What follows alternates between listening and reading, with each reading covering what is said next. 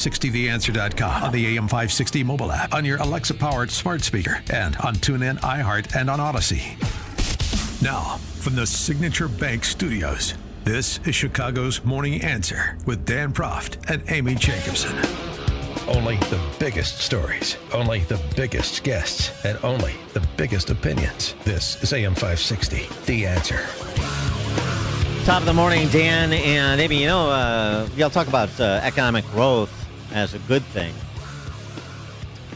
but that fails to contemplate the brave new world in which we find ourselves.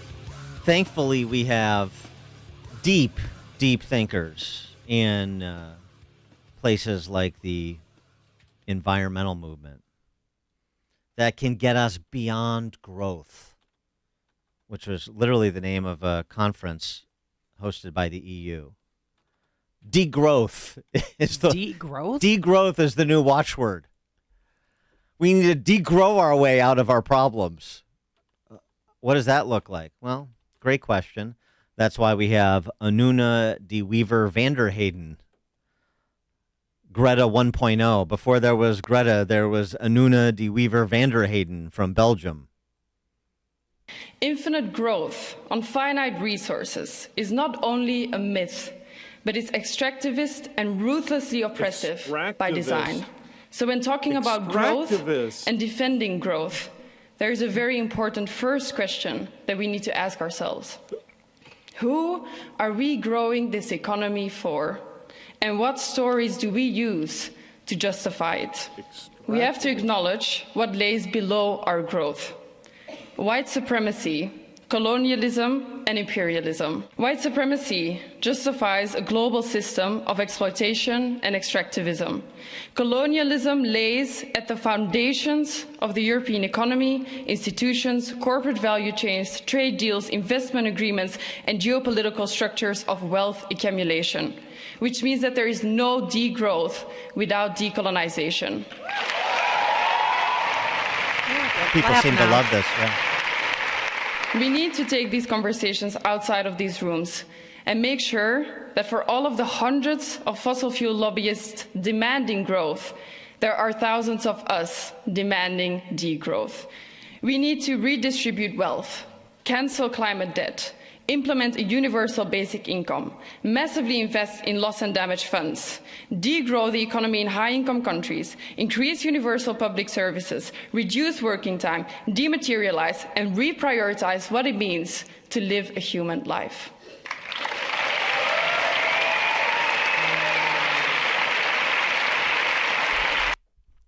What do we want? Degrowth. When do we want it? As soon as we dematerialize.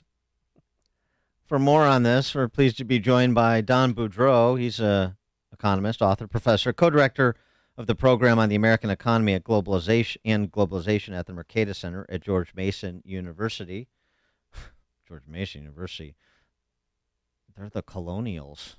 Oh, boy. Oh, gosh. Don't tell Anuna de Wever van der Heyden that we had him on.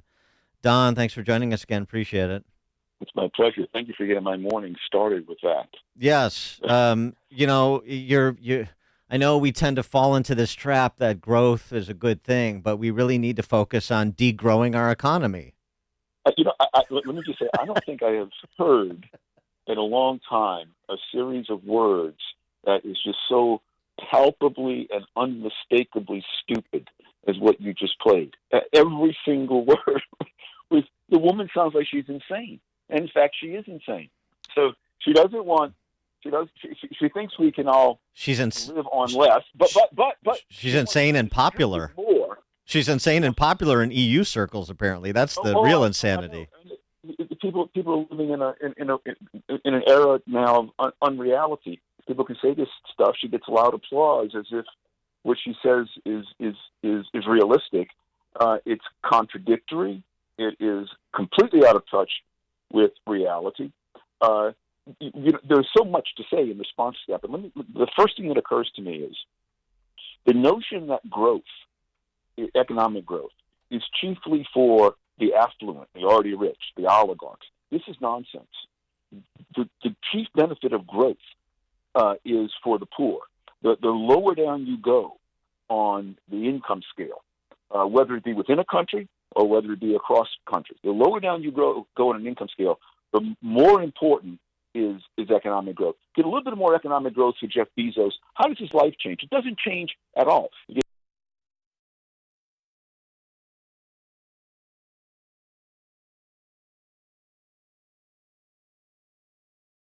Living. You get a noticeable increase in their life expectancy. You get better housing for them. You get better sanitation. You get better health care.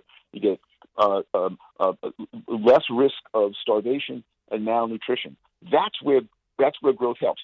And secondly, there is not, once we attain the kind of living that we middle class Americans have attained, it's only then that people like this woman who you just whose thoughts, put it in quotation marks, you just shared with us, it's only then that we get the luxury to utter such stupidity. A society without the kind of riches that we have simply could not afford to have people going around muttering this kind of idiocy and other people to take it seriously. Economic growth is the single greatest benefactor of humankind, both in terms of improvements in material standards of living and in improvements in our spiritual and our emotional connections with each other. Its one downside is that it makes affordable this kind of nonsense. Yeah, no, I mean, she offers a nice vision for a utopia full of slave colonies, and I suppose that's the point. The good news is that there is some good news, even in corporate America, at least from the shareholder perspective. James Freeman had this in the Journal over the weekend. Last week, ExxonMobil and Chevron shareholders struck down a raft of ESG proposals to cut emissions and so on and so forth. For all the push for ESG, the oil companies and the shareholders of the oil companies are voting down these sort of suicidal policies that are being promoted by the anti-extractivists in their ranks. So that actually is encouraging, since corporate America has allowed itself to be otherwise held hostage to so many of these people. I was encouraged when I read that Friedman column as well, and let's hope that trend continues. Fortunately, at the end of the day, today, I should point out, is the 300th anniversary of the birth of Adam Smith. He was born 300 years ago today, or baptized, we're not quite sure, in Scotland 300 years ago. And Adam Smith, of course, is famously, one of the things he's famous for is explaining how in a system in which private property rights are secure and contract rights are respected, that our pursuit of our own interest, not greed, but just our own interest, you're taking care of your family, me taking care of my family, that leads us all to promote the best interest of our fellow human beings, even though we might not intend it. Adam Smith famously said, it's not from the benevolence of the butcher, brewer, or baker that we expect our dinner, but from their regard to their pursuit of regard for their own interest. And fortunately, that regard for our own interest is still at play. And at the end of the day, when shareholders see that ESG investing is reducing the size of their 401k accounts, they don't like that, and that's a good thing. I'm very glad that self-interest is in play here to put a cap, and hopefully utterly destroy, but certainly put a cap on ESG madness. Now, I know you're not one of those investotainment guys on CNBC, but give us the Economist perspective on what you think the dynamics are in the American economy now, where you have effectively full employment, and yet you have economic activity shrinking in both the fourth quarter of last year and the first quarter of this year, where the point is, productivity is being pointed to. The output per hour worked has declined. That's what's being pointed to as the explanation. But number one, is that explanation hold water with you? And number two, what's happening, and what does it portend? Yeah, I mean, the data do seem to show that in the very recent past, total factor productivity that's fancy economist language, where you take all the inputs, labor and capital, machines.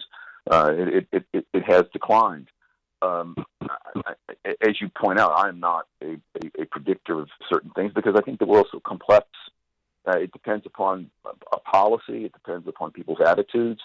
Unfortunately, in my view, the policy outlook, at least over the short and intermediate future, is not very promising. We have completely irresponsible people in Washington. Democrats are utterly irresponsible. A lot of Republicans are not much more responsible than these irresponsible Democrats. They just look good in comparison, I suppose.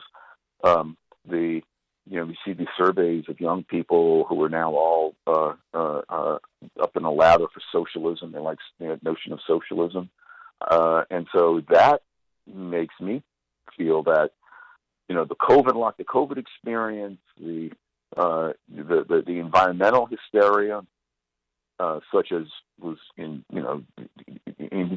that lies behind this degrowth movement, combined with the anti-market attitudes that people have and this ridiculous confidence that people have in the power of the state to basically work miracles. If this woman's desires to come true, the state would have to become literally like a god to be able to work miracles.